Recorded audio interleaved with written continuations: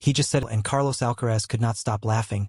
But what looks like a simple joke might actually reveal something deeper about this match and maybe even the future of this rivalry because yes, Alcaraz won, and not just won, he dominated 6-3, 6-0, a scoreline that looks brutal on paper. But what happened at the net right after the match is what everyone is talking about, and here is why this moment matters more than you think, because it tells us something about Alexander Bublik, about Carlos Alcaraz, and about where the ATP Tour is heading next. So let's break this down from the beginning, because this was not just another match, this was a first meeting, and sometimes first meetings reveal everything. Carlos Alcaraz walked into Monte Carlo with pressure, real pressure, not just to win but to defend his title, to prove that his dominance is not just about hard courts or one surface, but about being the complete player. And then there was Alexander Bublik, a player who does not follow the script, a player who can look completely unplayable one moment and completely unpredictable the next, and that unpredictability is exactly what made this match interesting, because on paper, Alcaraz is the favorite, no question, but against someone like Bublik, things can get weird very fast, but they did not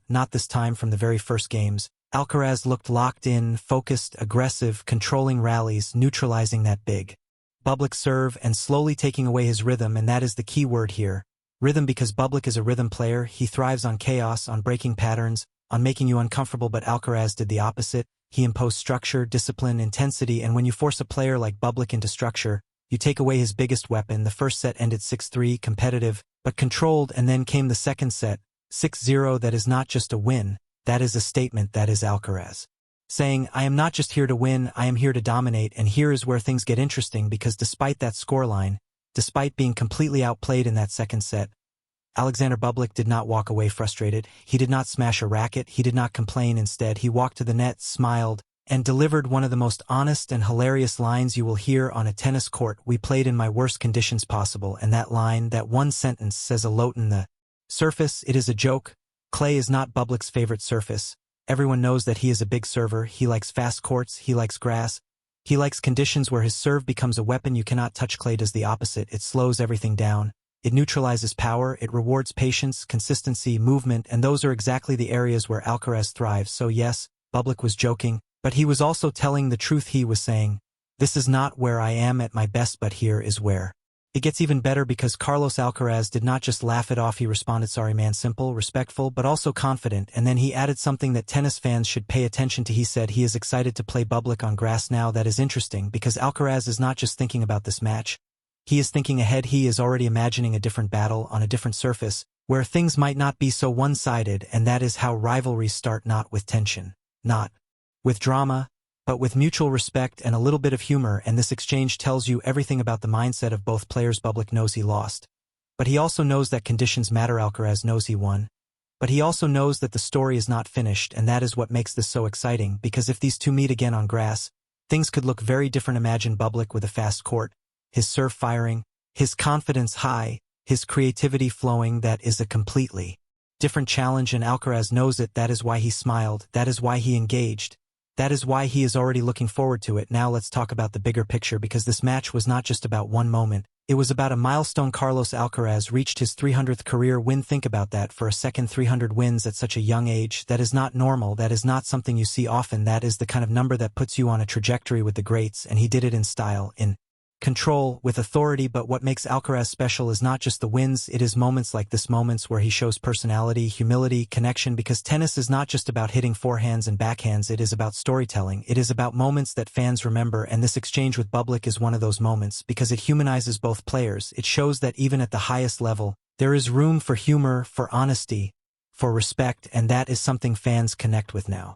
Let's not ignore Bublik here, because yes, he lost, and yes, the scoreline looks rough, but this is a player who has been rising 5 titles in the past year, a quarterfinal at Roland Garros, a top 10 debut. That is not luck, that is progress. That is a player who is figuring things out, and matches like this, even in defeat, are part of that journey, because playing against someone like Alcaraz on clay is a test, a real test. It exposes your weaknesses, it challenges your strengths, and Bublik handled it in his own way, with humor, with honesty, with perspective, and that is why fans like him, because he is real, he does not pretend, he does not hide behind excuses.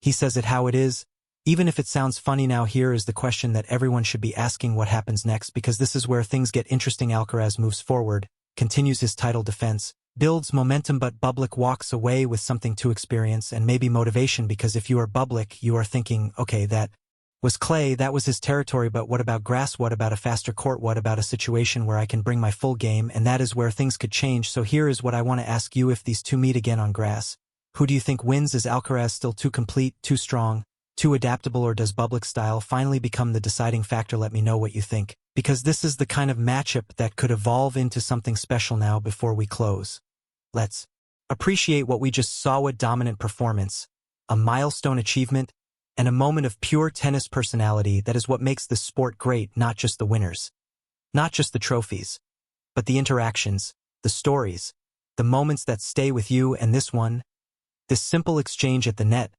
might be remembered for a long time, because sometimes the smallest moments reveal the biggest truths, and in this case, the truth is simple: Carlos Alcaraz is leading the present. Alexander Bublik might be waiting for his moment, and when that moment comes, it could be very different. So keep an eye on this rivalry, because it might just be getting started. And if there is one thing we learned from this match, it is that tennis is always more than just the score. Lareum brings you these moments, the stories behind the matches, the emotions behind the results, and the rivalries that shape the future of the game.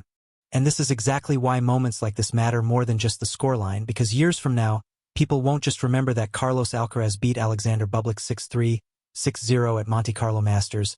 They will remember the smile, the joke, the honesty at the net. They will remember that in a sport built on pressure and perfection, two top players shared a moment that felt real, unscripted, and human, because that one line, "worst conditions possible," was funny, but it was also revealing. It told us that even at the highest level, players understand the game deeper than what we see on the surface. And Alcaraz's response, calm, respectful, and slightly playful, showed exactly why he is not just winning matches, but winning fans all around the world. This is not just about dominance. This is about personality. This is about presence. This is about the kind of aura that turns a great player into the face of a generation. But here is where it gets even more interesting, because this story is not finished, not even close. Clay might belong to Alcaraz right now, but tennis does not stay the same. Surfaces change, momentum shifts, confidence rises and falls, and players like Bublik, unpredictable, fearless, and creative, are always one moment away from flipping the script. So imagine this: same two players, different stage, faster court, maybe grass, maybe a big semifinal, maybe even a final. Does the result stay the same,